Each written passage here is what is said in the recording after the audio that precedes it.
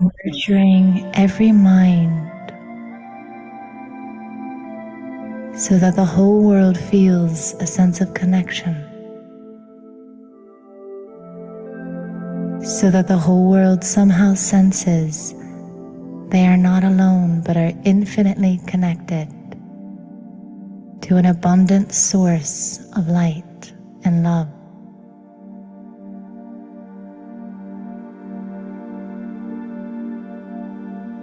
If I truly want to be benevolent, I have to learn the art of silence and create these small moments where I drop my story and send out peaceful, pure energy to the world around me. And I can do this while I'm with friends and family. I can do this while I'm going about my daily chores and duties. All I have to do is drop my story, be still, and send the world the energy of pure peace and love.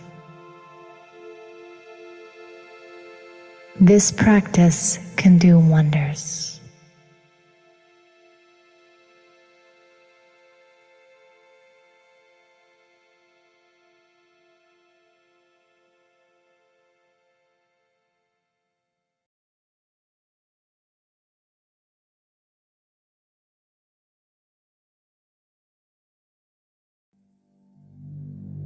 This meditation is an invitation to practice something called we consciousness. Although we know that life is a grand play and the earth is our stage, we sometimes allow our story to become a skin around us that keeps us from connecting to others. As we walk and move and function in the world, we often stay locked in our own to-do list and our own tasks. But what if we were to move through the world with stillness, aware that we were moving in sync with billions of souls, all on a similar journey? And right now, so many of those souls are needing the support of peace, the support of the reality of our spirituality. Imagine yourself in a beautiful place in nature, and let the scene fill you with a sense of peace. Fill you with a sense of mystery.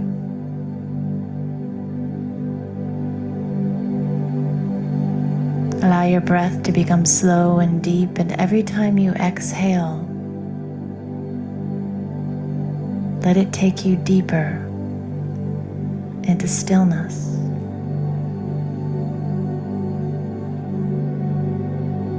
Every time you exhale, let it take you deeper into the awareness that you are light, you are spirit.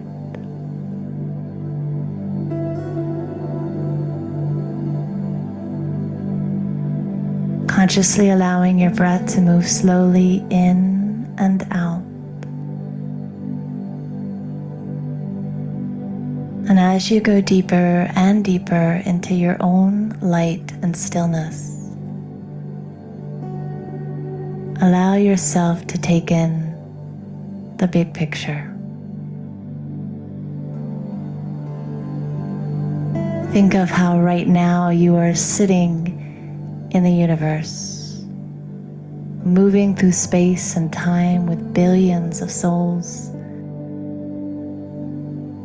And oftentimes you may see them as strangers, as other cultures or other genders.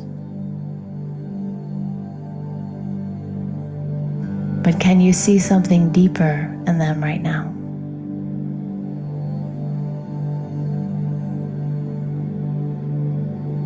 Can you become aware that we are part of a global family of souls?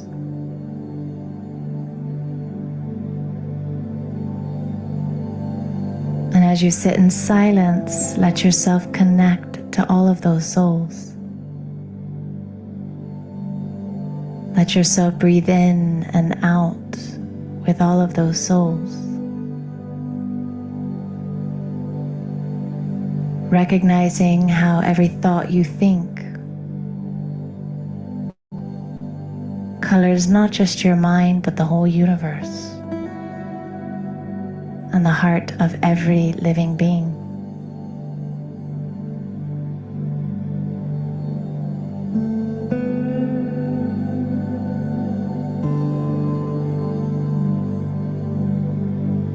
Again, paying attention to the breath, breathing in slowly, and on each exhale, letting it take you deeper and deeper into the light of the soul.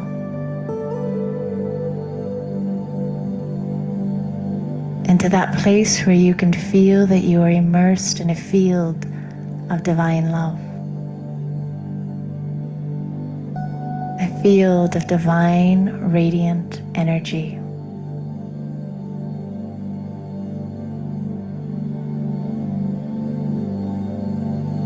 And allow your light to stretch out to every single being right now.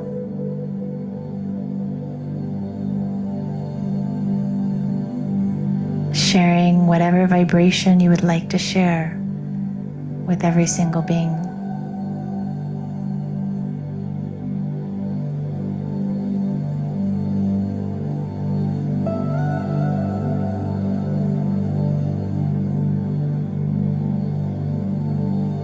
Knowing that your thoughts are reaching across landscapes and mountains and countries, affecting everyone right now.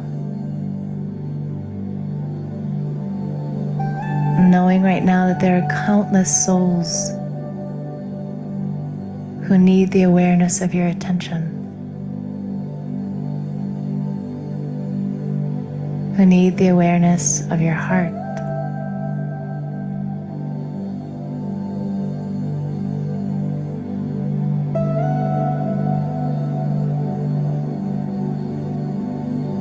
Imagine now that your consciousness rises up beyond this beautiful scene of nature to a place high, high above, where you can look down on the globe and look down on the earth.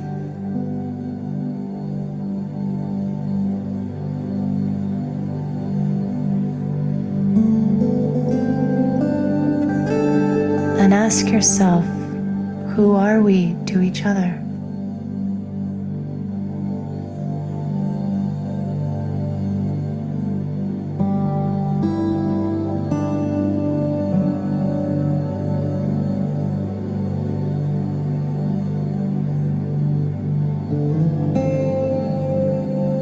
Ask yourself, what do you have to give to every single soul? And how can you begin to give that?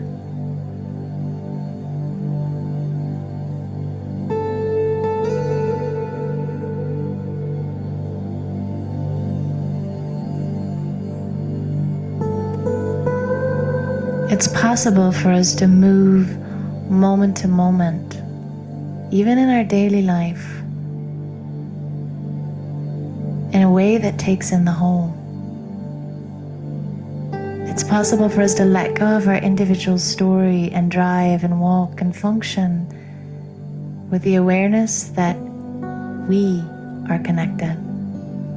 We are part of a global sea of souls. And everything we do colors the mind and the heart of the other.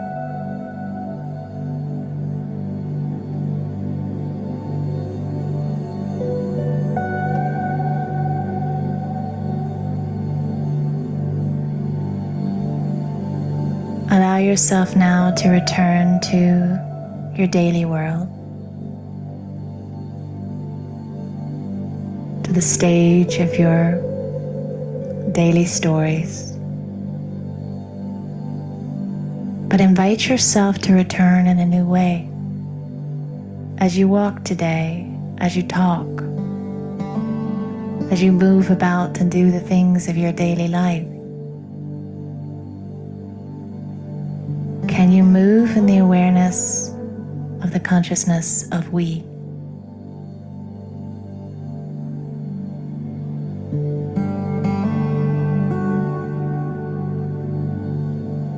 By letting go of our story and remembering our connection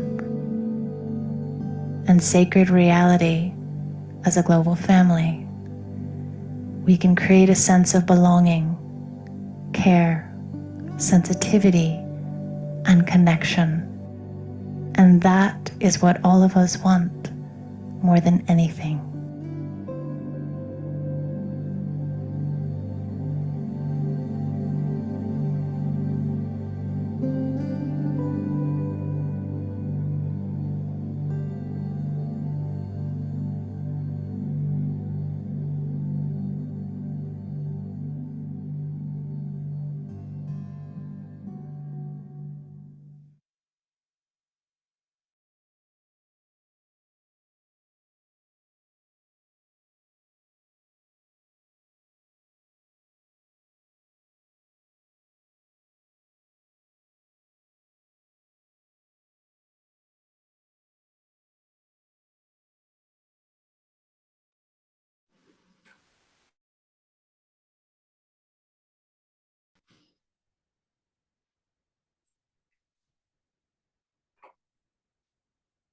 Hello, welcome. Good morning. Om Shanti. So thank you for taking time out to be with us this morning. Today we have a special treat. We are all on this journey of meditation and experiencing the truth. And there is one word that actually connects with the world outside and the world inside. And that one word has two meanings, and one meaning connects with the external truth, and the other meaning connects with the internal truth. And today we're going to experience both. That one word, it says nature. Nature outside, the purity of nature, actually allows us to get grounded, connected to the truth. And that nature also is our inner nature, the nature of the soul. And so today's theme really is how to care for the self, the truth, the inner nature, and also to care for the earth, the outer nature. And especially we have kept this theme as now we know spring is, here. We all know that April 22nd was also the Earth Day. This is the first time we're actually observing, celebrating the Earth Day. And to celebrate Earth Day, we are blessed with not just a yogi, but an eco-yogi. So a yogi who actually lives in the truth internally, and also as we will, listen to her, how to be in touch with that truth externally and how to create that balance.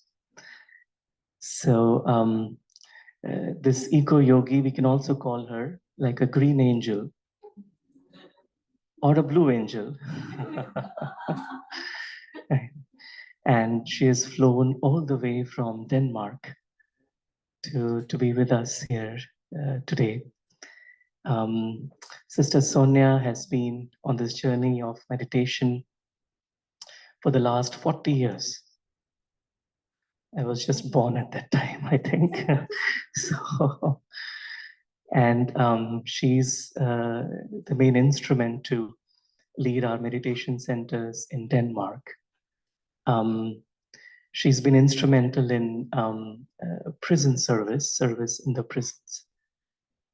She's been instrumental in starting the environment initiative of the Brahma Kumaris in 2009. And so since then, she's been traveling all throughout the world, sharing this message of how to be an eco-yogi, really, how to live that lifestyle. So she was here in Texas to attend the climate conference last week. And from Texas, she flew to Indianapolis yesterday. And we are so grateful that she has given us her divine presence and time. So let us welcome our dear sister Sonja.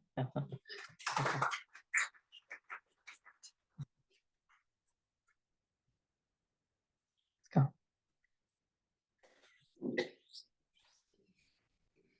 Yeah, as soon as she sits, it lights up. So warm welcome, sister. So we look forward. Okay, so we look forward to a beautiful session, and she'll be sharing her experiences, sharing some beautiful slides. Feel free to interact, and will also she'll lead us into nice meditation. Thank you, sister.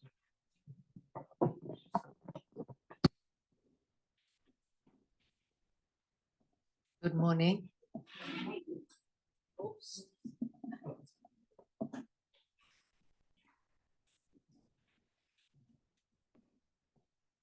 this. Okay. Good morning. And thank you for the sweet introduction, brother. It's the first time I've been called a blue yogi, and I love swimming. So that's a nice for me. And yes, it's my first time here in Indiana. Never been here to the Midwest. There was a big Earth X conference in Dallas last week, Monday to Friday. So I was there for the conference. And then I got an invitation to come here. And I'm very happy to meet you and to see this beautiful place you have. And this morning, after morning class, instead of having a class, I took everyone for a walk in the cold. And it was nice. Yes. So the topic today is very beautiful introduction by Brother Saurabh. It's caring for the self and caring for the earth. And we will have some meditation, some presentation, little bit dialogue. And my aim today is for everyone to internalize, to practice this slogan Brahma Kumaris have been using for 80 years. When I change, the world changes. And to feel very comfortable with the notion today. I want everyone to feel very comfortable with the notion that I'm kind of creating my own reality I'm living in. And collectively, we are creating the world. Right? So is it that the pollution in the world, for example, is a mirror of the pollution in our mind? Is it that all the garbage and waste in the ocean all around? Not many of you for India, you know, especially in India, how much garbage there is on the streets and everywhere. That the garbage outside is a mirror of the garbage we have in our thoughts and feelings. And we have a very good writer in Brahma Kumaris, Mike George. Some of you might have read his books. And he said very jokingly one day that, you know, when you're angry, you feel a bit hot, right? Like the body temperature rises when you're a bit angry. You get red in your face. And he says, imagine the whole world population being angry, so their temperature rises, and that is the cause of global warming. And we laugh when we hear it, but in a sense, this might be true, you know, because by the end of the day, our thoughts create my outlook, the way I see the world, creates my attitude. My thoughts will inform my choices and my actions. And it's 98% of the world, of all the scientists today agree that the climate change we're living in today is caused by us. and our actions. So it's all started with our thoughts. So if we are causing the trouble, we can also be part of the solution. So I just wanted to have a kind of introduction to start with. So I'll ask you to think about the question. Okay, can you think about 3 things that you see in nature that it's reflected in yourself? 3 qualities from nature that you see in yourself. Could, for example, be nature is very generous, right? Look, our apple tree is full of apples. Maybe you have a generous nature. Maybe some people feel very quiet and at peace in nature. So maybe you are a quiet and peaceful person. Like this, 3 things from nature that you see in yourself. You want to write it down? Sister, can you give them piece and paper if you need to write it down? But just take a moment to reflect and make that list in your mind.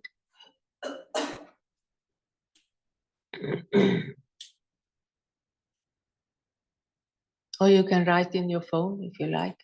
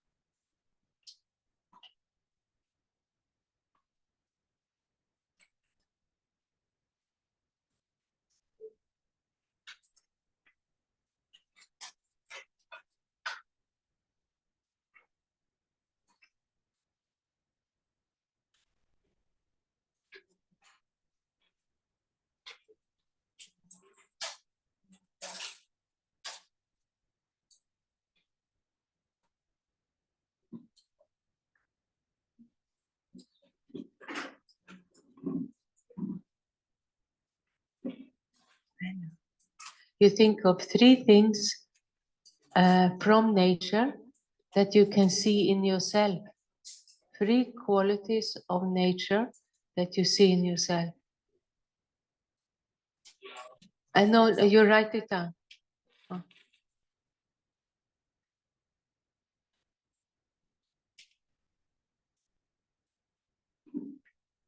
You explain to him, so yeah. You explain to him, yeah.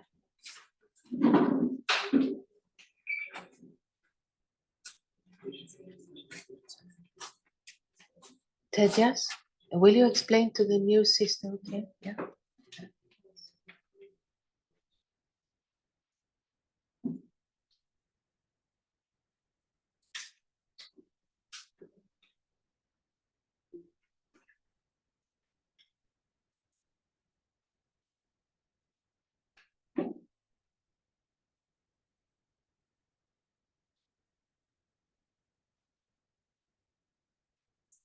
And you online, you can do the same. You write it down for yourself.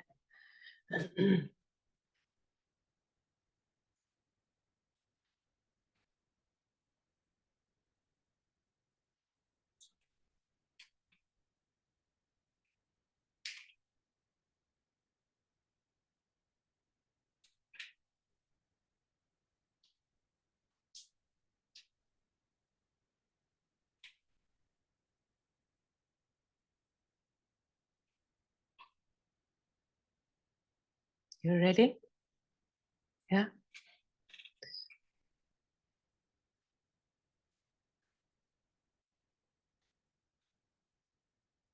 So may I ask you to share this with your neighbor? You say, hello, my name is, like this. So you 2 on the floor here, you 2, you 2, you 2, and you 2, and you turn behind you, and then you divide 2 and 2. Or you can sit free if you need it, yeah.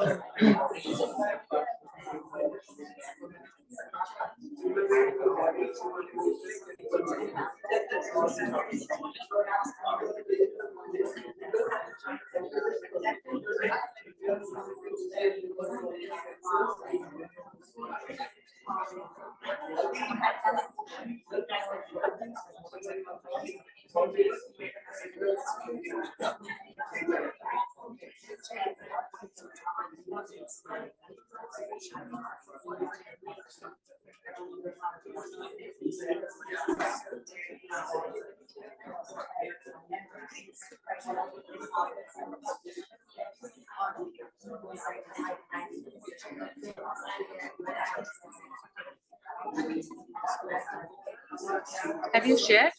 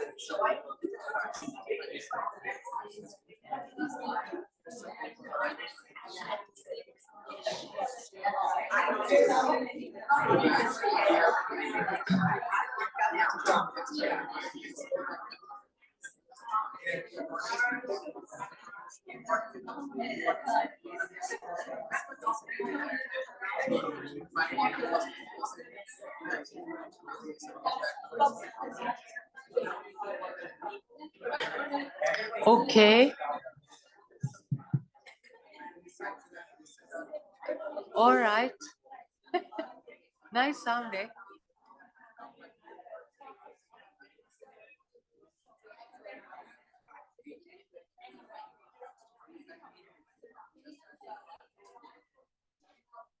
Okay, everybody.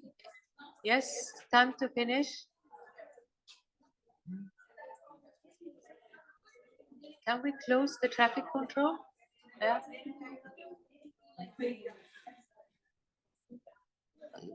So it's a very nice sound when we all share good things, isn't it?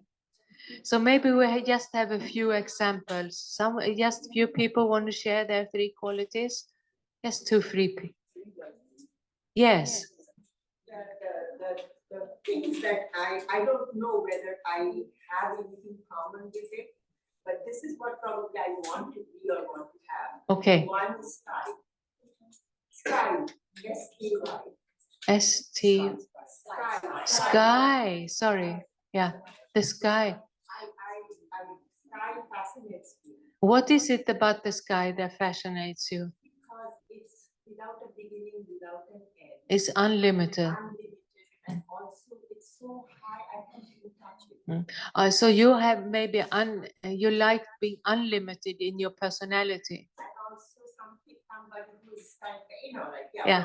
And the other thing is like it's such a continuous. It's like it's a continuous thing. Yeah. Never ending. Yeah. That and the silence. Yeah. Okay. Oh, beautiful. That's me the most. Here is our little youngest. I've been waiting for you this morning. Yeah. Yeah. Someone else? Yes. So I really love what Irene shared with me. So I can share what she shared with me. So she was saying that what connects with her is diversity. Diversity. What Earth gives the trees, the flowers, and she sees that in herself, who we are, and thoughts and so on. Second was warmth from the sun.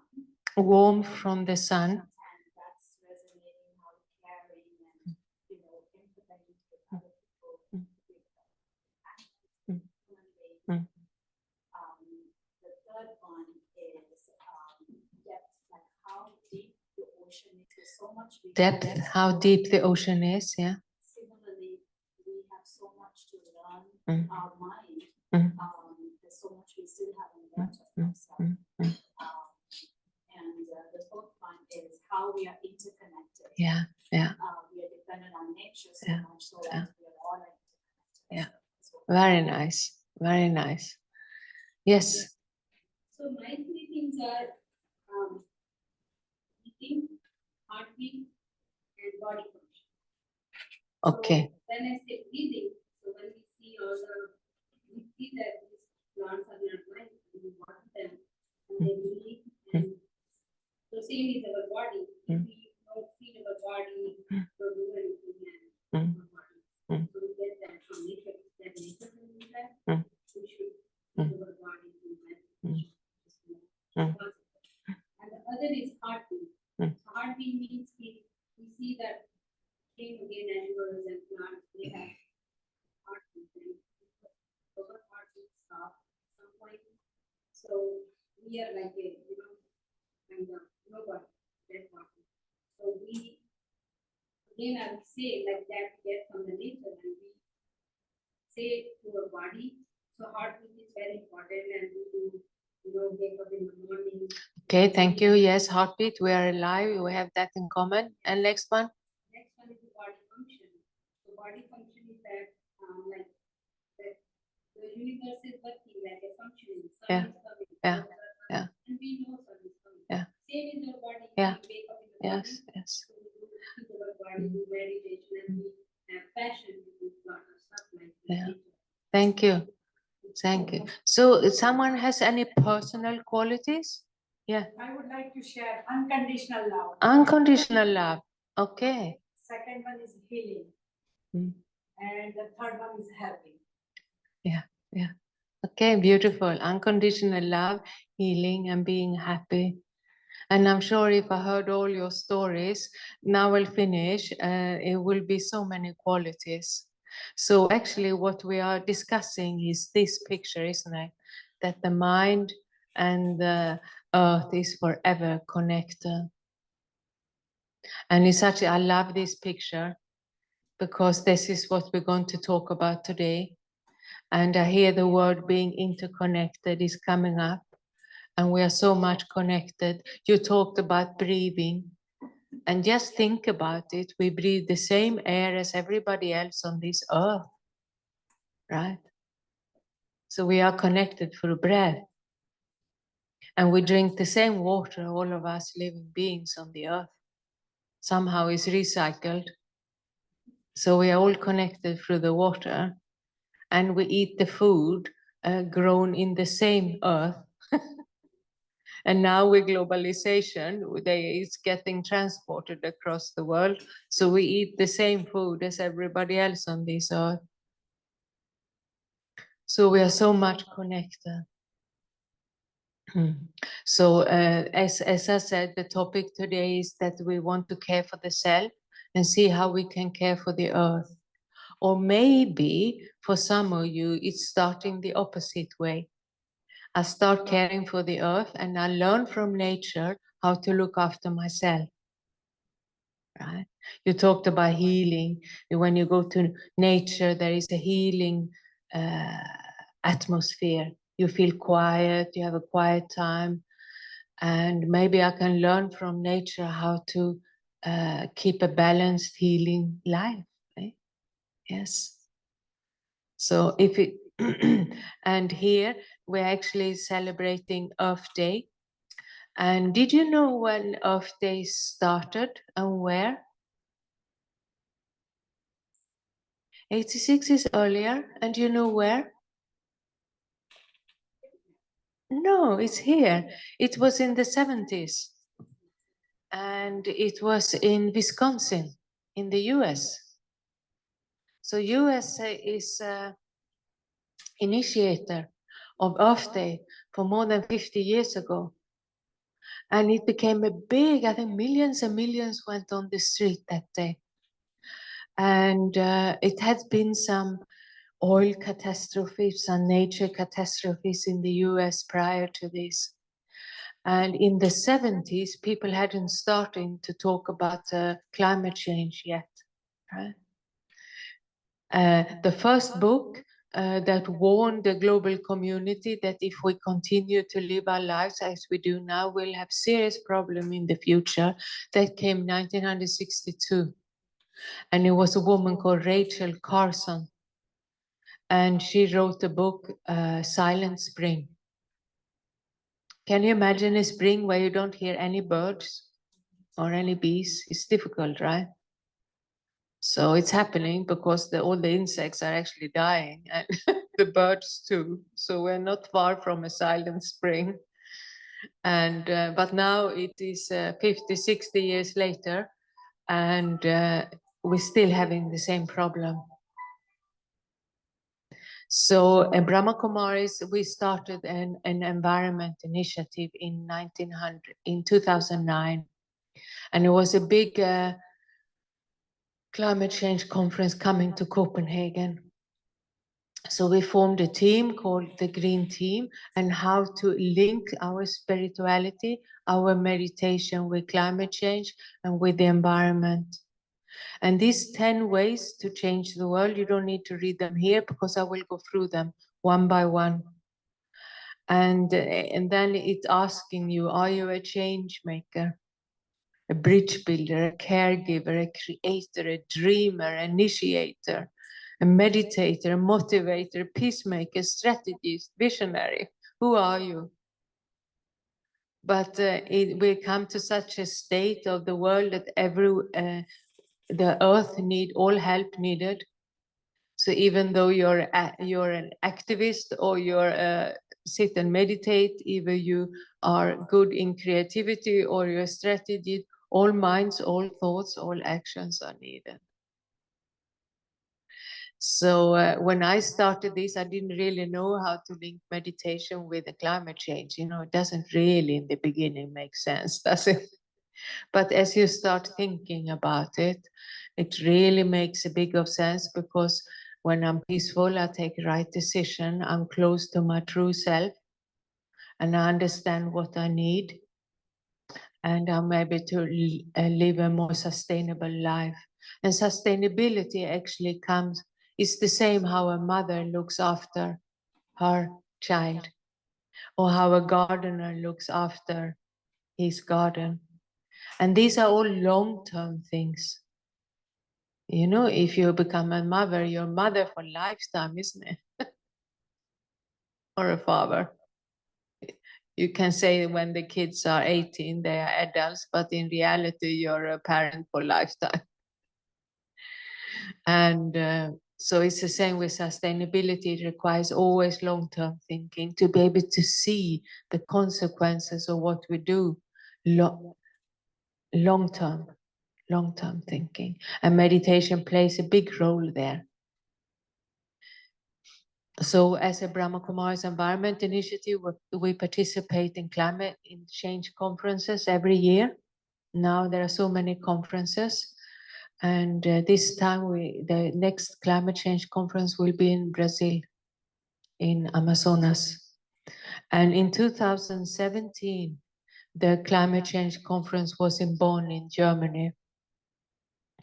And it says 10 must-knows of climate change. And this is now, how many years ago? 8 years ago. And I went to this press conference together with Sister Jyanti and some other people from Brahma Kumaris. And these people here on the stage, they are famous scientists from Germany on climate change. And they went through the scenario that will happen like this, they said 8 years ago. They will have profound implications, abrupt changes, extreme weather events, and the sea level rise, human health at risk, large-scale migration, because when agricultural land is not possible to practice your farming any longer, people have to leave the land. So why they go to cities. And today we have islands in the Pacific which are sinking. So people will have to evacuate a whole island. And where are they going to go? Do you think Australia will say, welcome to millions of people on New Zealand? No country says welcome any longer, right? So where are they going to go? And then, you know, migration often causes civil unrest and huge economic impact and disruption in food production. All of this is already happening, right? And today, the price, let's say for renewable energy, the damage of fossil fuels is more costly than to transfer to renewable energy. So we're actually paying more money to continue with oil than to transfer to renewable energy, because the damage is very costly. And in this conference, I was in Dallas last week. The guy, they said, we have a teaspoon of plastic in our brains nowadays. So much microplastic in the body that is like a teaspoon in the brain only. So no wonder it's hard to think sometimes. All this is happening. And when they had presented this, they asked, there was a press conference, they asked any questions, and we became silent. And it wasn't the sweet silence that we know from meditation. It was a very unpleasant silence. It was a very scary silence. So that's why I remember it so well. And we're living in the middle of this now. We get used to it from time to time. So, and in meeting one scientist in Germany, I asked him, what is the real cause of climate change?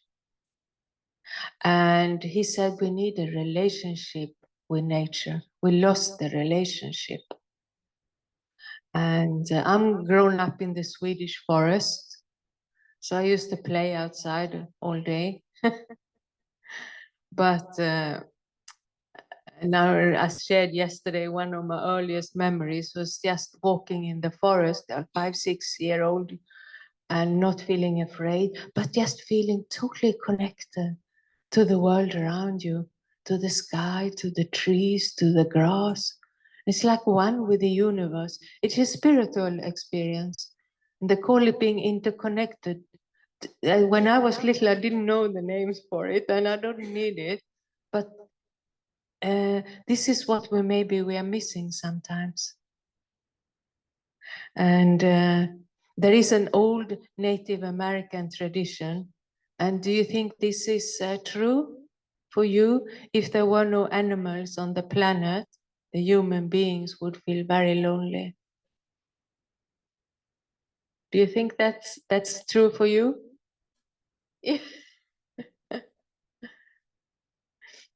And today they also talk about a nature deficit disorder. So I read here, the idea is that human beings, especially children, spending less time outdoors, and they believe that this change results in a wide range of behavior problems. So it's not an official diagnosis, but people need, the kids need to go out. They need to see the sky. You talked about the sky, to run barefoot, to climb trees, to fall down, to swim in the rivers, all of this, in order to develop a personality that can handle all the challenges in adulthood, especially in relationship. Isn't it interesting? So if you don't know what to do, take your kids and go out to the creeks. I've seen so many creeks here. Wherever you drive, there is a creek there, right? And you go for a walk or play or whatever. And it's good for you, it's good for the kids. I met a boy in Denmark one time. He was 5 years old and grown up in Singapore. And he had never run barefoot on the grass. And you should have seen his face, you know, when he touched the grass with his feet and started to run around. And we couldn't get him indoors for a whole week. He refused to go in. He's just running around, enjoying being barefoot in the grass. So how long time is it since you walked barefoot? Today there is a whole science on the benefit of earthing and walking barefoot. But in old days, we didn't need the science to back it up. We just did it, right? And to stop and to breathe is all healthy. And now I will walk through 10 values that Brahma Kumaris have identified, which connect the inner self with the outer self. And I will go through them one by one. You have them here all on the board. And as I do this, I like you to think about which one you're good at and which one you need to practice. So one of these 10, you might think, I could do a bit more of that. And one of these 10s, you're thinking, yes, I'm good at this. Okay, you ready? And the first one might not surprise you. Living simply. Why is simplicity the first one? Today, the overconsumption is massive. They say we need to cut our consumption by 70% to make sense of global warming and to reduce. 70% is a lot. It's 70% less clothes, 70% less travel, 70% of so many things. But what happens is that when we meditate and we live a spiritual life, we have this contentment from the inside. And I don't need any shopping in order to be happy. Because today, a lot of the consumption is because of feeling discontented. right? You feel a bit down, low of energy, you feel a bit bored, you feel a bit sad, and you go to the shopping mall. You don't know what to do, you go to the shopping mall. And we come home with stuff we don't need. Very true, right? Yeah, you look in your, maybe not the man always, but many ladies, how many shoes and blouses we have, 2 extra, right? And handbags and stuff. So much we don't need. And they have today they have something called the overshoot day, when the global consumption has reached the limit for what the earth can provide for 1 year. I don't know, is anyone working in a common economy here? Any economist? You just normal householders. So if you have a budget for a year, right? So that's the same. The earth have a budget for 1 year, how much resources it has. And the overshoot day, the day you cross the budget for 1 year, is already in March now. So your family will go bankrupt very quickly. If you live like that, right? You have resources for 1 year and then you used it up by March. What are you going to live on for the rest of the year? And so that is like that with the earth now. We are emptying the resources. And many of you are from India, and you know Mahatma Gandhi's one of his slogans, it's enough for everyone's need, but not for everyone's greed. Yes, yes. So that's why simplicity is first. But the thing is, we have to make simplicity attractive, right? And not boring. So if we twist it a bit, the life has become very complex today, right? You want an uncomplicated life? Yeah. Uncomplicated and simplicity is very close. You don't want complications, right? Everything is so complicated. So how to make my life more uncomplicated? You need less things. And you may need more time with family and friends in nature. And that's very low carbon. Just to spend time together and go out. Doesn't cost anything. So this inner contentment, you have to nourish. That the contentment doesn't come from outside, it comes from inside. So I have to get meditation going. I have to have close relationship with other people. It doesn't need outer input. Just to sit and have a chit chat, right? To spend time together. So living simply, such a beautiful, simplicity, contentment, peace, they're all together.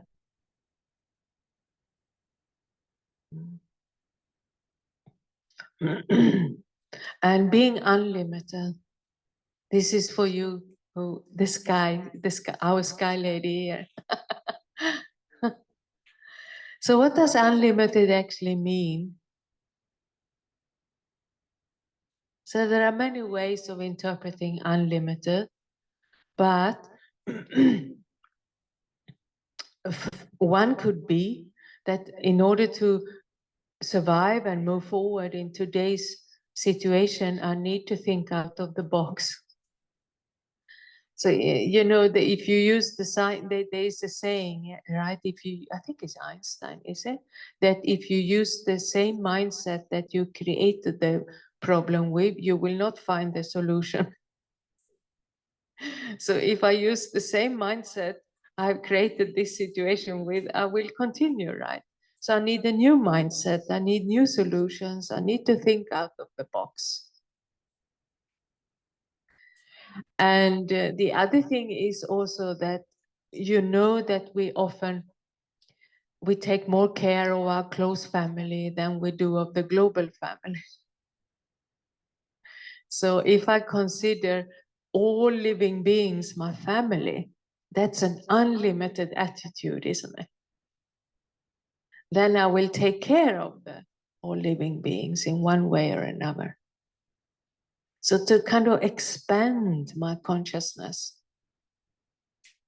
And in early days, when I didn't really understand climate change, where it all started, and I asked one of our eco-yogis, as you said, and she said, I think it started long time ago when one person said, this is my river and not yours.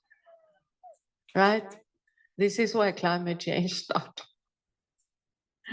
Because nature doesn't say, I, the river, belong to you, but not to you. It's human beings' limited attitude that say that something is mine, right? Yeah. So being unlimited, expand and grow and see the magic in the world. I need to expand my consciousness to get this feeling of magic, to get the feeling of wonder. And to have that feeling of wonder, that's very nourishing for the soul. And so one of you talked about the body, how the body functions. And it's a wonder, the body, right? Like the kidney would never compete with the liver. They never compete. Right? The lungs don't compete with the heart. They work together. You have this amazing body that all the organs, they work together. And it's funny how we cannot work together, but we start competing. So that's just to stop and allow yourself to feel amazed and wonderstruck by the nature. It's very nourishing for your spirit. And here is a third one, is opening the heart, love. And I think maybe you can wonder, what has love got to do with environment and climate change?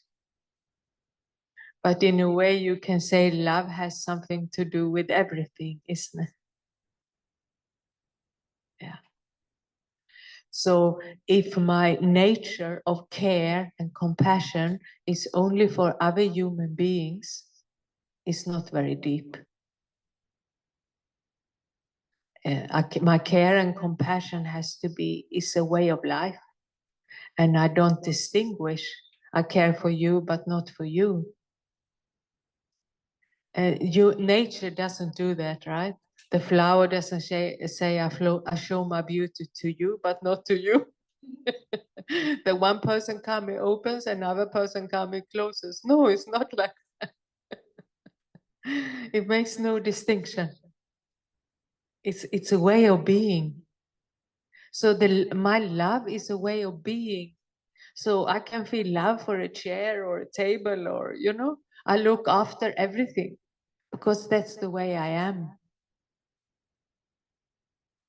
So it's not a love for one person or for one dog or for like this. It's a way of life. And then I also care for nature and for animals and for all living beings. Yeah.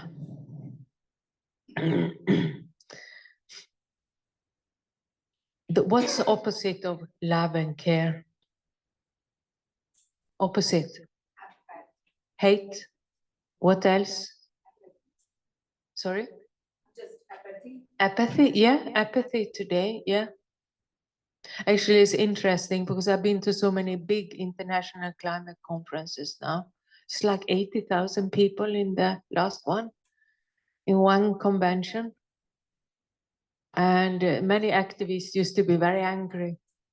So it used to be lots of demonstration, lots of shouting, these megaphones, especially the young people demonstrating. This year, last year, kind of people just sitting there, become in apathy.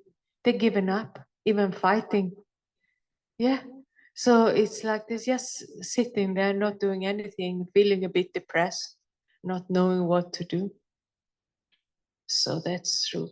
What I was looking for is actually fear. You can say it's also opposite to love in a sense. Or you can say that fear creates hate. Eh? So when I am fearful, my consciousness is very self-conscious. I become very small, right? And when I come from a position of love, I can expand and include all of you in the room here, and I can include the whole of Indiana, I can include the US, the whole world. It's easy. But if I'm afraid or fearful, I become self-conscious and I start thinking of my own survival. And the connection with other people stops. And then I stop caring also. Right? So this notion of separation will make me stop caring. And now when I connect, the love is automatic because it's part of our nature. So next one is respecting life. And I was so happy to come to the US because when I grew up, we studied all the Native Americans on all the different tribes you have here before. Do you know how many federal recognized tribes there are in the US? It's actually more than that. We looked it up yesterday. How many did we find? Was it 574? 574 federal recognized tribes in the US. Do you know the tribes that used to be here? Miami, yeah, was the biggest one.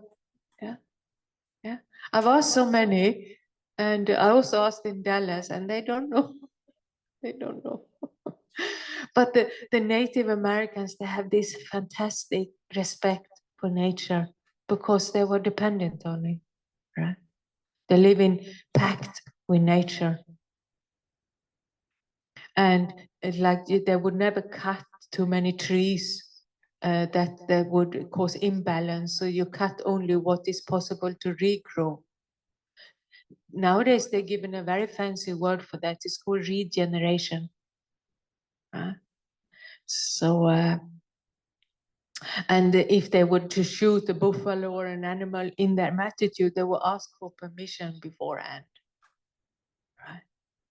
So a very good balance with nature, respect. And we are not living in the same way. Today is modern times, our life is different, but respect is such a universal quality. And if I respect myself and the body, if I respect the body, I might do some more exercise because the body is put together, is meant to move. We are born to move. If I respect the body, I might eat less rather than more. Right? So what is respect? It's like looking after it is to keep a balance somehow. And we have a very old sacred, we have a very old principle that life is sacred. Right? You from India, you will recognize this principle of ahimsa also, non-violence. Life is sacred. Our breath is sacred. And our old Adi Janki, I don't know, maybe you many heard about our lead, the boss of Brahma Kumaris. She left the body some years ago. She became over 100. She always used to say, don't waste your breath. And I used to think about it, what does it mean? But when you're stressed, you have very shallow breathing. And that's not good for the body. So I'm not actually keeping in balance then. So to not waste your breath means to breathe deeply and take your time and keep balance and look after the body, respect life. And we know that respect from the body starts by respecting the soul. So it's actually start with self-respect. I respect myself, who I am. And when I respect myself, I would respect my vehicle.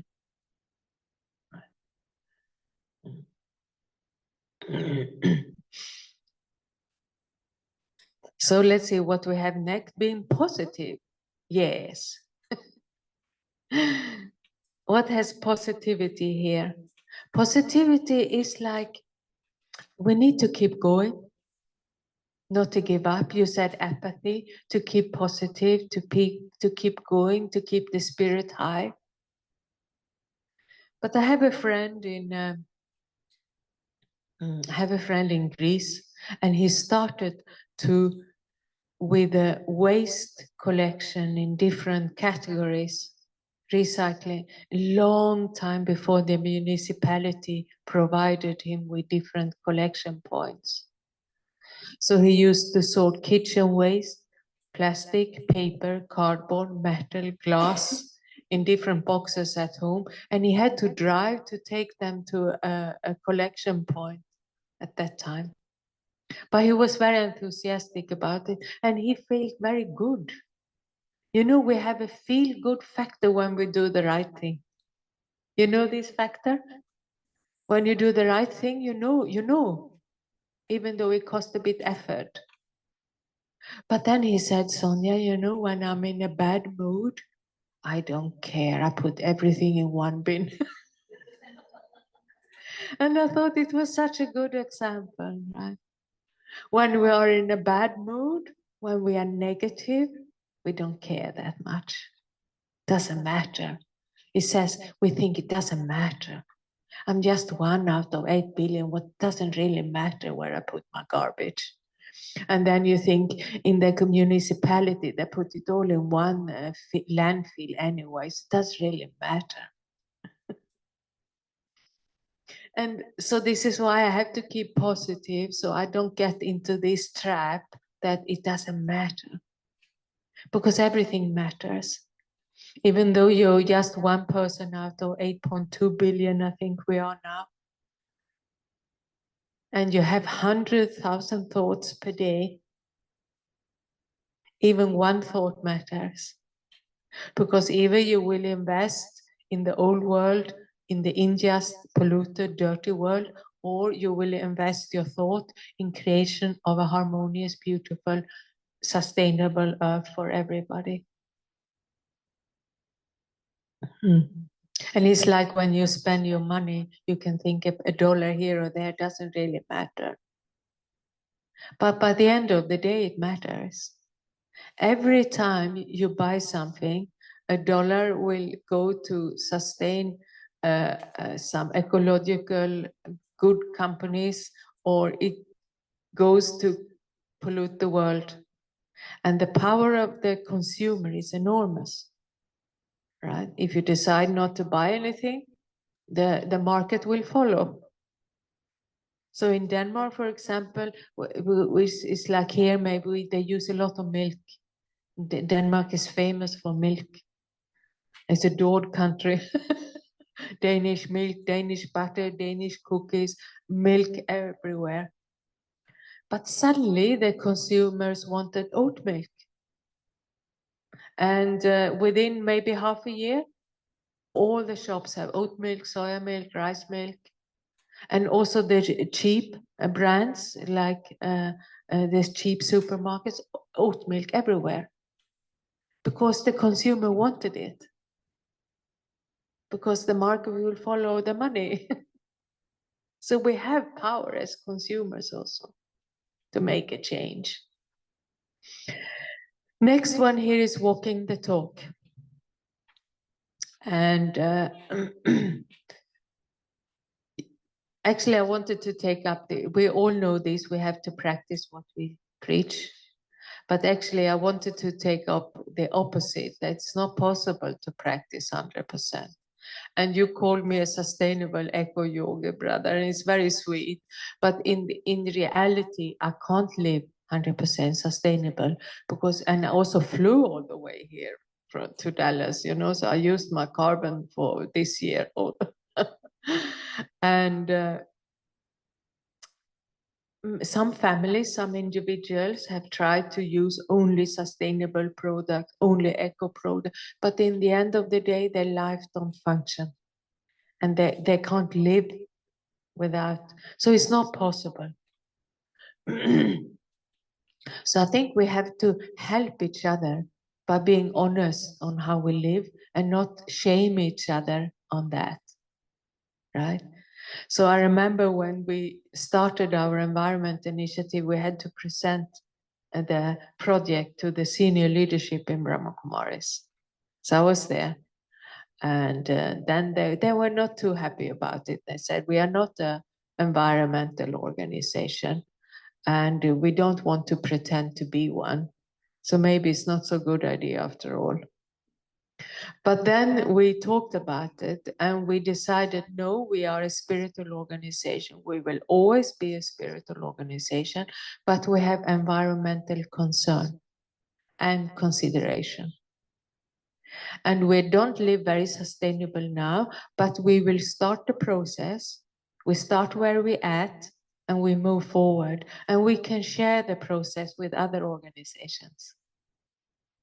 So we decided to create this webpage where we share the workshops for free, we share our principles for free, we share everything in case someone wants to take inspiration for it for their organization. And it is the same with us as individuals. We start where we're at and we share and we move forward. So it's the same, for example, with teaching meditation. If I could only teach meditation when I was 100% peaceful, I would never say anything, right? Because none of us are. So it's actually a way of shutting people up by saying you don't practice this anyway, so you shouldn't say anything. So it's better to create an atmosphere where people can share what is difficult for them, so they can get help from each other and thereby move forward. And here, empowering yourself. Yes. In the climate change, they talk about resilience, which is very close to empowerment, because it is about inner strength. And what makes one person strong and another less strong? What do you think? Self-confidence. But you also see probably in families, some kids, they get the same upbringing, same school, there can be a big difference in self-confidence, right? So what is it that creates inner strength? Is it upbringing only? Is it parents? Is it the school? Is it education system? Is it reincarnation? Is it your past birth? Is it your spirituality or religion? Is it your educational level? What is it that creates inner strength? Practical experience, yeah. Sacrifice, yeah. So many different answers. And now, in one conference, I met a woman who has studied inner resilience. And she studied resilience. Resilience, how they explain it, is my ability to bounce back after a serious setback. And you can have resilience as a person or as a community or as a town, as a nation. How quickly. How many years ago now you have this serious storm and tornado in, where was it, Mississippi, around Carolina, where was it? Katarina, where did she hit? New Orleans, yeah. And I think it's 10 years ago. 2005. Yeah, so it's 20 years ago. Yeah, yeah. So there was an article in the paper on how much they have built back, and it's actually not going so well, I think. So resilience will be how quickly a society can come back after a setback. And this woman I met, she studied this topic of resilience. And see what are the, she read 5,000 articles to try to understand it. And she boiled it down. I need 3 main qualities for a resilient mindset. A resilient mindset. 3 main qualities.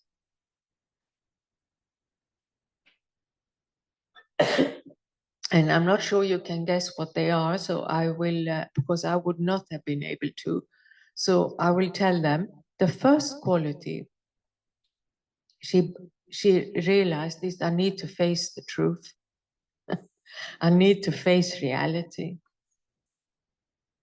And can have so many examples of that. If you have a problem with alcohol, for example, I need to realize I'm addicted before any help can be given. And you might have some physical pain, some body pain, and you maybe need, you need to go to the doctor, but it will be okay. Nah, it will go over. It can't be that bad, like this. You might have a conversation in your family which is really difficult and you need to take it, but you postpone it and postpone it and postpone it. And we have the same on a global level, right? There are climate change denialists, don't believe in it. But the first quality to develop any kind of strength is I need to face, the power to face, the power to see reality for what it is. And for that, for myself, meditation is very helpful, right? You need a lot of self-confidence. You need good feelings for the self. You need to feel kind of safe within yourself. And you need inner power. And I would take that from my meditation and from my relationship to God. The second quality she described was this religious or spiritual framework in your life. You need one kind of practice or another. She was a Christian lady. You need one kind of practice or another.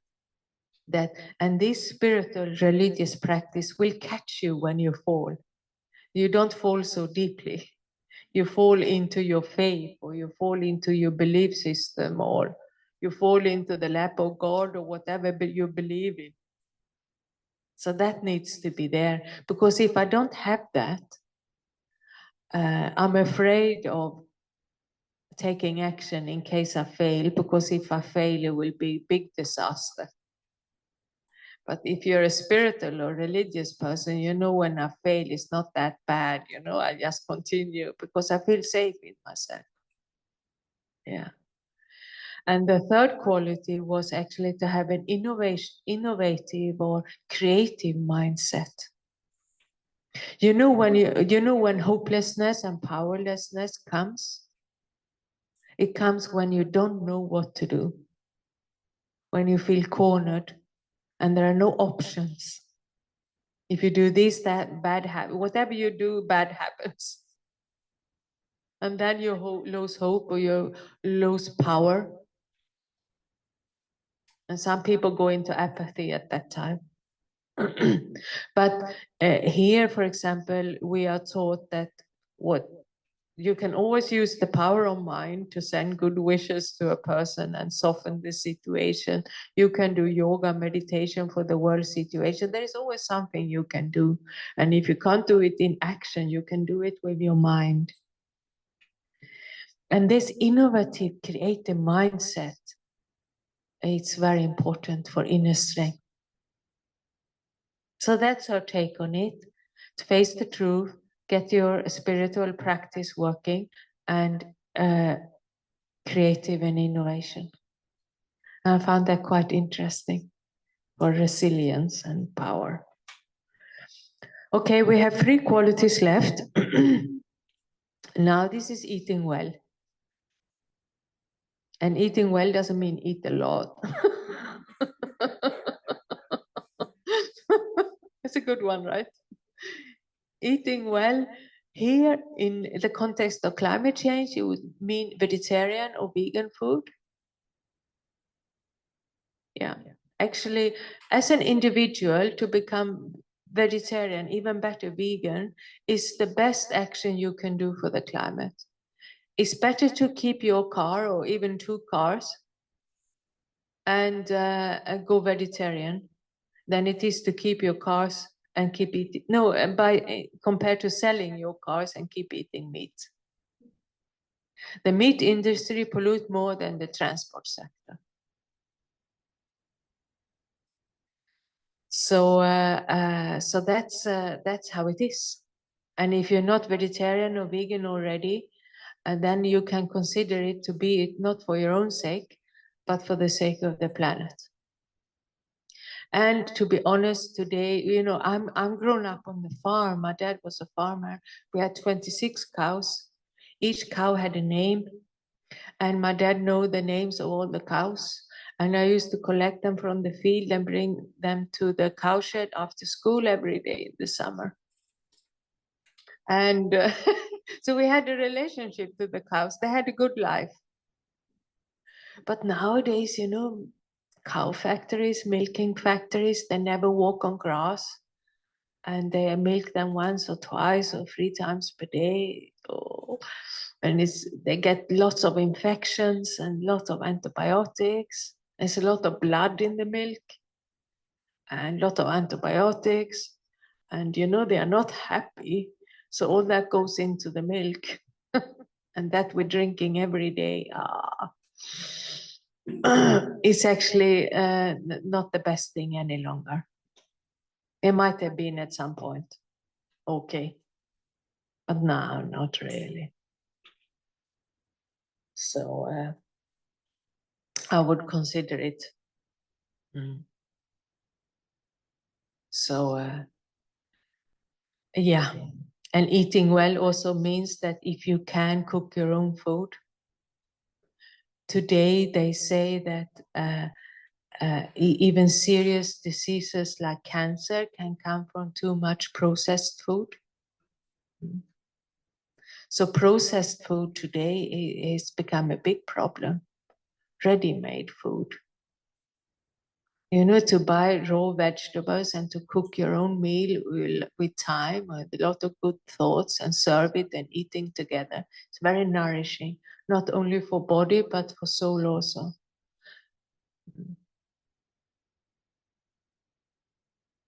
And now this is number 9, following your dream. You all have a dream? Yeah? And I'm sure it's not, you sit alone on a dirty planet, right? No. Your dream is not that. I'm sure in your dream sometimes you're sitting, you're together with people you love and friends and family, right? And you're in a beautiful place somewhere, isn't it? Yeah. So if you given up on your dreams, maybe you have to go back on some childhood dreams.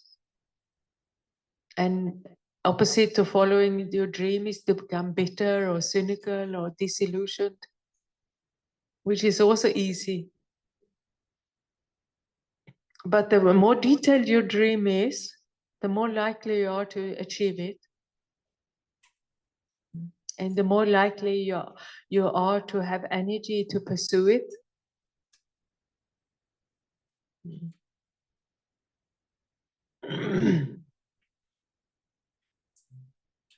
And the last one is feeding the soul. Here's the green angel. She doesn't have a mouth. She speaks very little. She lives more. She's be more. Be more than do more. Feeding the souls means to give time to reflection and meditation. And what happens when you do that? Well, one thing in reflection and meditation, you will have so much space in between your thoughts that you're able to see the mysteries of life. And you're able to see how everything is interconnected. And you will feel this feeling of being part of a bigger picture. And it's not an intellectual pursuit. It's a feeling, being part of a bigger picture. But you need little time for that. You can't say, okay, I have 2 minutes before I go to work. I'm part of the inner picture now. No, it doesn't work like that. Right? No, you need little space. Maybe you need to go for a walk. Maybe you need to have a rest. Maybe you need some space alone. Slowly you need to wind down and sit and look out through the window and ponder on the mysteries of life, soul, God, matter. That will give you a lot of energy. And we need meditation to remain peaceful.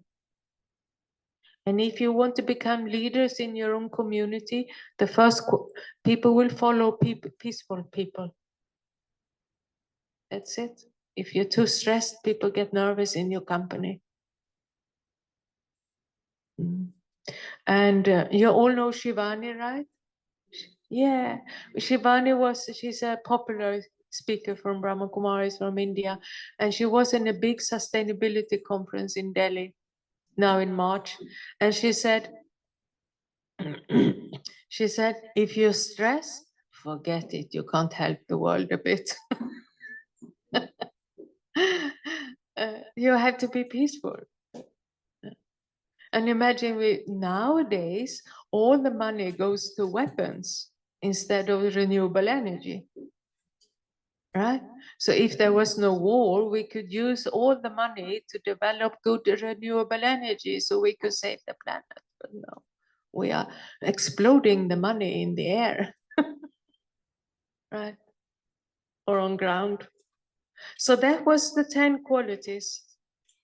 So I will go back here now to this one.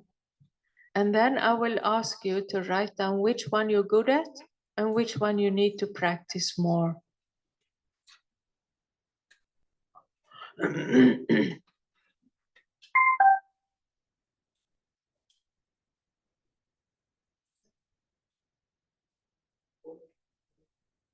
And then I'd like you to share that with another person. Is it okay you go back to the same group you were before? Or you can also move around. Maybe we move around then. So you can stand up and stretch for a while. Just stand up. And then find someone you have never spoken to before. Okay? And you sit down and share your points. 2 and 2 or 3 and 3. What you're good at and what you need to practice. Okay? You can move around. You don't need to be so shy. We're all in the same boat. Find somebody you've never spoken to and say, hello, my name is.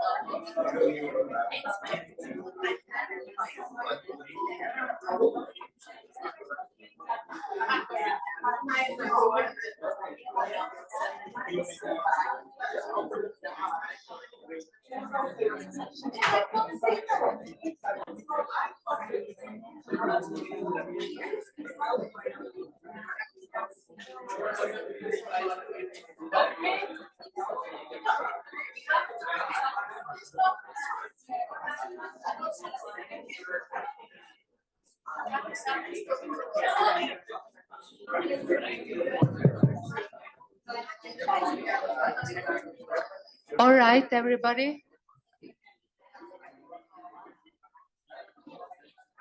Om Shanti.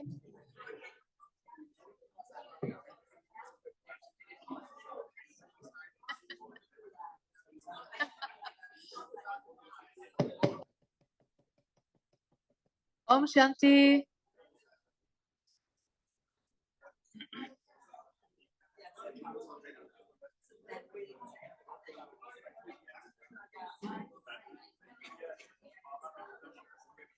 Okay, everybody. We can continue over lunch, right? Yeah.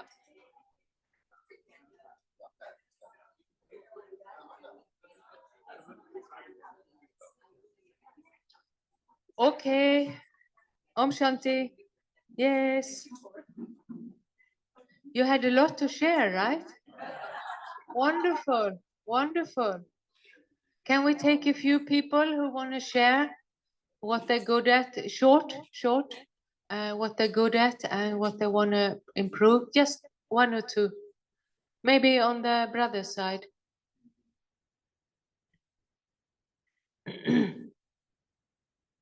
Who's going? Want to share?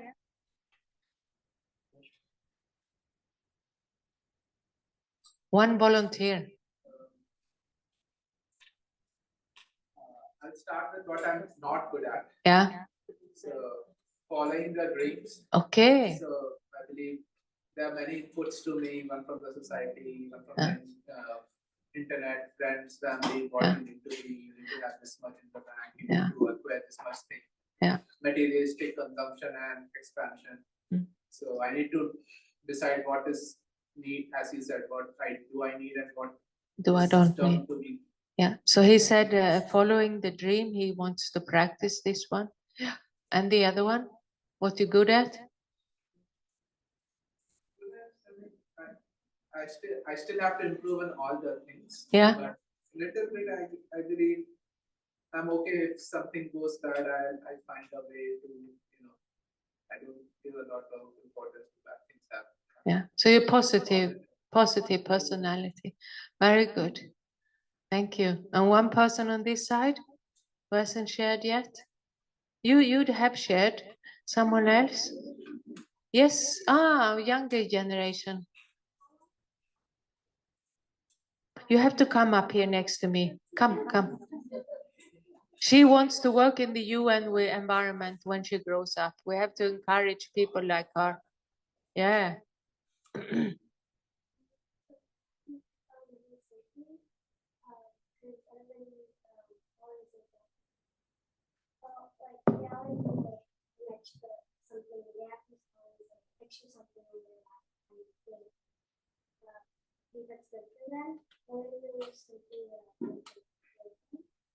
And then one thing for that is being positive. So just like have positive mindset, like positive that Thank you. Thank you so much. Big hand. So I thank you very much for playing along with me, and I hope it was a kind of inspiration for you. And I like to finish with a long meditation together with you. Is that okay? But I wanted to create a circle of care, and I wanted to do some special in the meditation. So I like you to think about in silence and write it down on a piece of paper. And the sentence goes, when I care for this in myself, I will also care for the earth. So there is something, when you care for something in yourself, whatever that is, it also means caring for the earth. So I'd like you to write a sentence, I will start caring for ... which also means caring for the earth. So what is it in yourself that you can pay more attention to, care more for, which also includes automatically caring for the earth? So make a sentence on a piece of paper, and I will ask you in meditation to come forward and give it to the plastic earth we have here in front of us. So you can't write on your phone this time unless you want to give me your phone. So yeah, please write on a small piece of paper, a slip. By caring for this in myself, I'm also caring for the earth. Something you can start tomorrow.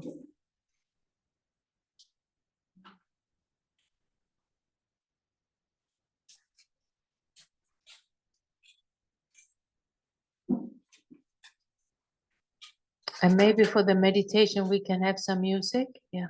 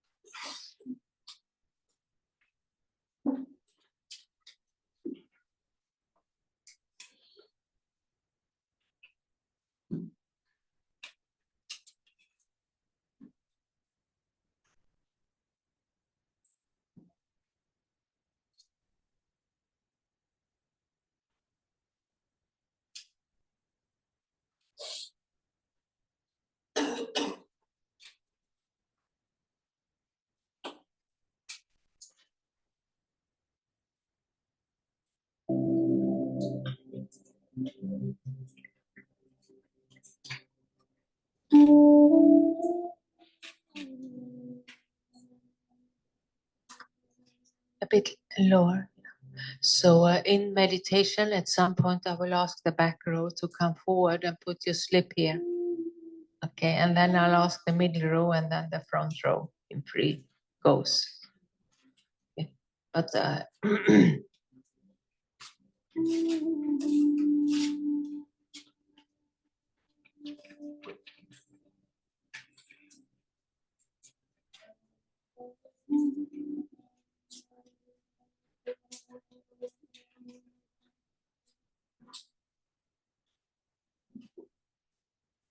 so start the meditation by relaxing my body.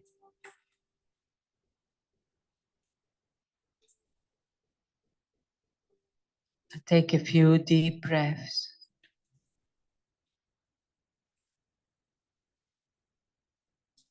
And breathe to the bottom of my stomach.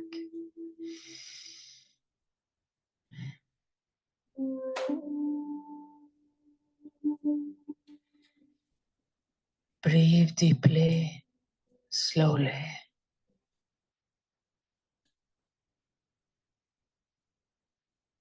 Breathing deeply makes me humble.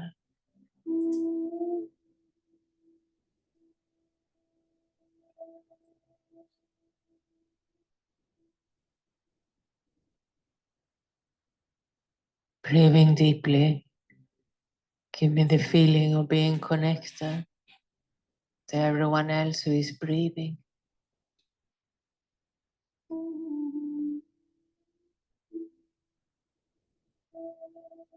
And I start the meditation by relaxing the body. So I relax my feet and my legs,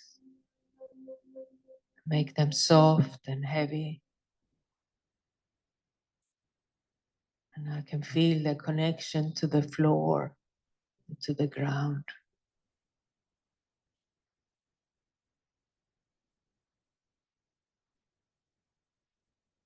Relax my stomach, my shoulders. Relax my arms and hands.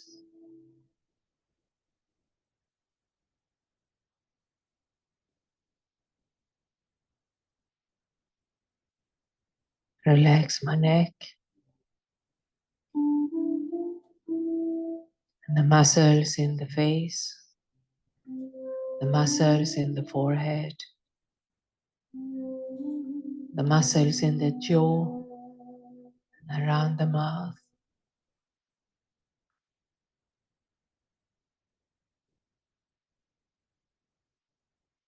The body is very comfortable. And I prepare for the inner journey, turning my mind within.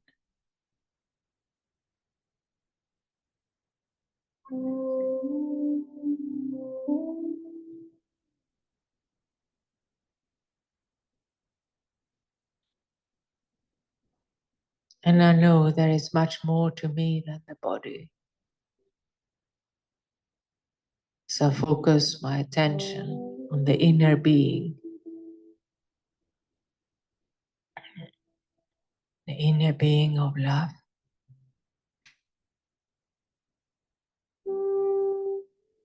The inner being of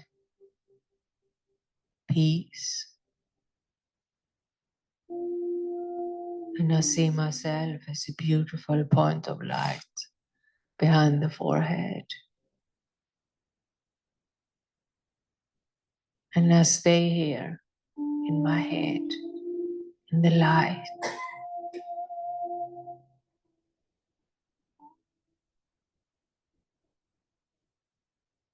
Reminding myself who I am on the inside.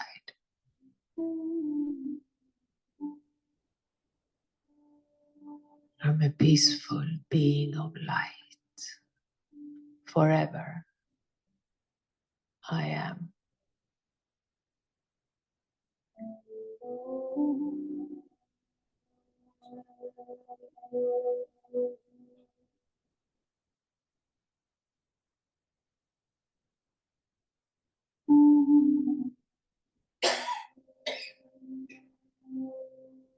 And as a peaceful being of light, I connect to God, to the Supreme Being, and I imagine God as the light, as the sunshine of my life.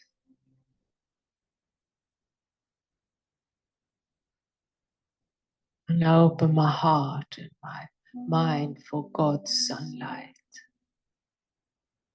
the rays of God's light enter my being with love,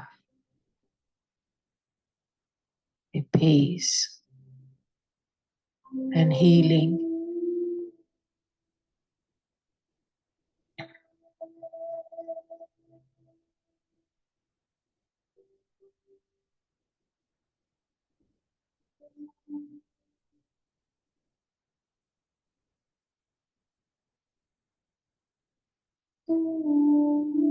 And I allow God's light, God's power to flow through me.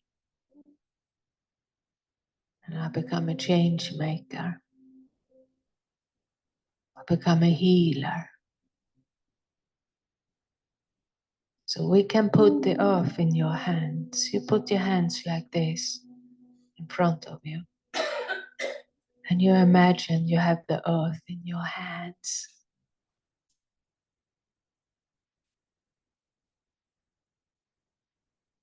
Can you feel the earth in your hands?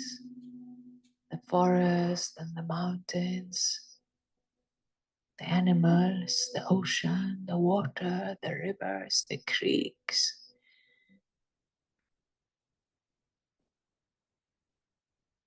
And you let God's light flow through you into the earth in your hands.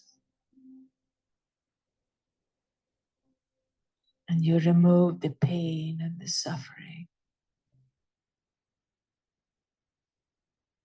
And you replace it with love and light.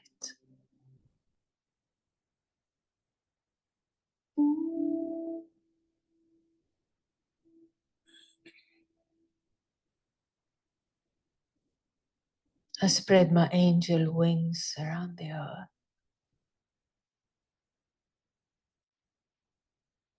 Healing my close family, but also the global family.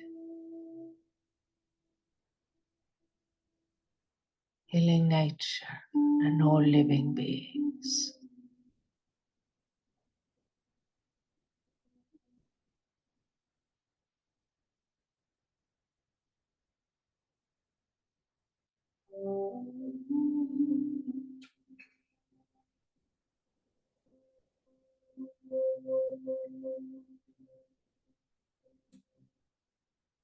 And I have made a determined thought for change. And I'm ready to start my journey. Personal change for global change. So I will ask everyone on the back row now, silently come forward. Put your little piece of paper here in front of Mother Earth. I think for easier sake, we take the back rows first. And you come here and put your paper with love and determination. Yeah, you come. Come, all the ones in the back row. And we support them in silence. Also on the brother side, come forward. You too. And you just put the paper there in front of the golden tray. And then you take your seat.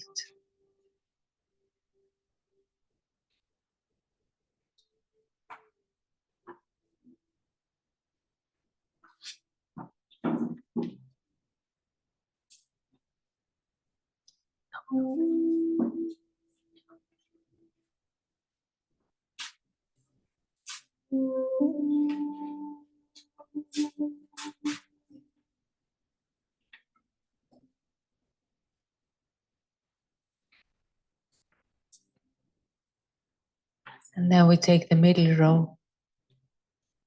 Everyone on the middle row, yes.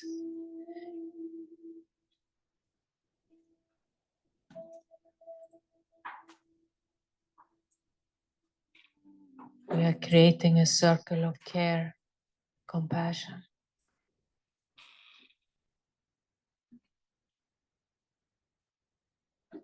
And then the front row can come.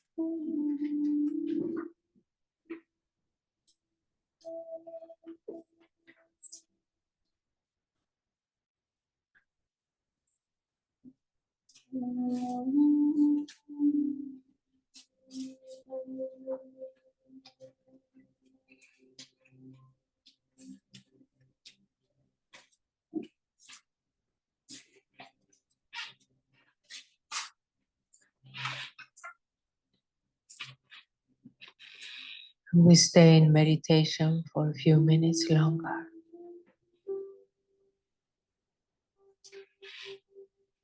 And you give power to your determined thought. We become activists, peaceful activists. When I care for the self, I'm an activist.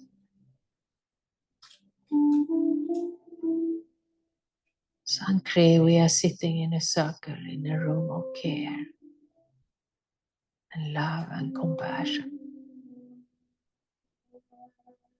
Knowing that my thoughts, my feelings, my actions will have a ripple effect and help everyone in need and in pain.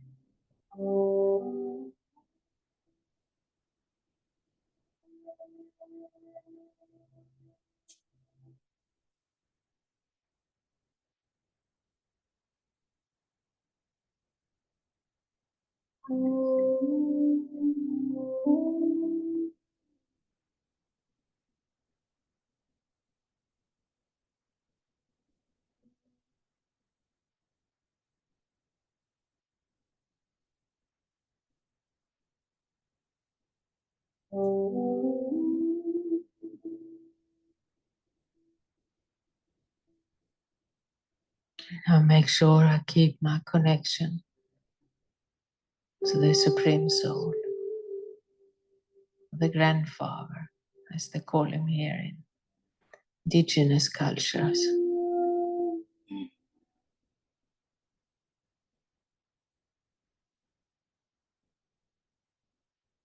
I keep God's light in my heart forever.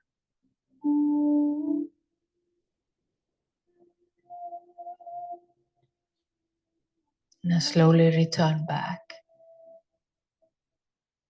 from my meditation.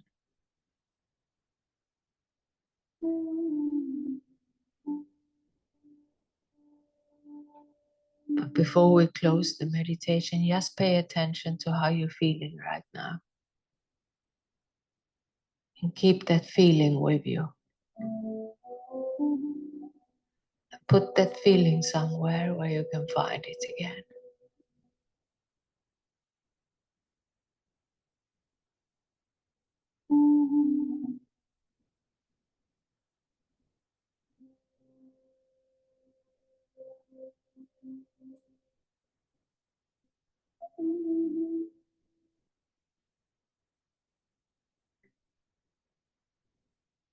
Now we take a deep breath and say Om Shanti.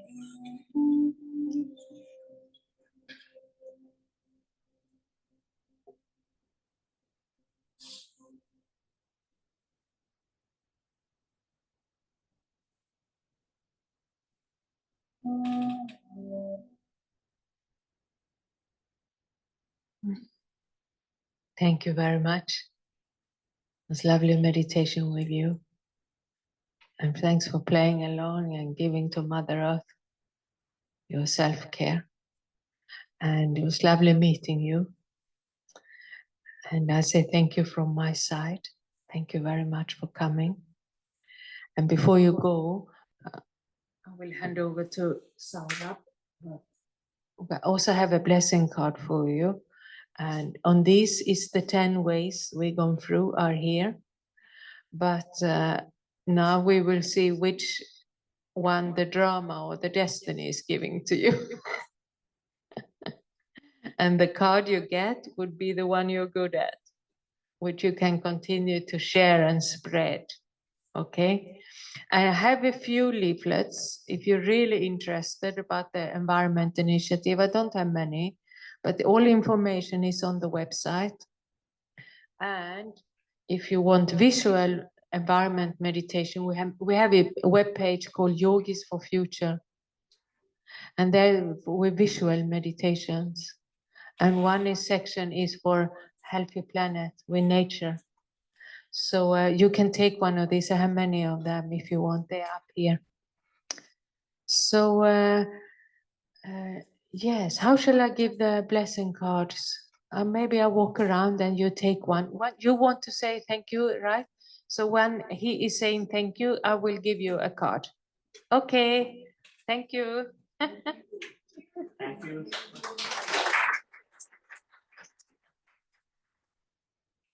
No, I'll do it. I'll do it. They anyhow coming one by one. Yeah. Okay, you give it one by. You get one by one.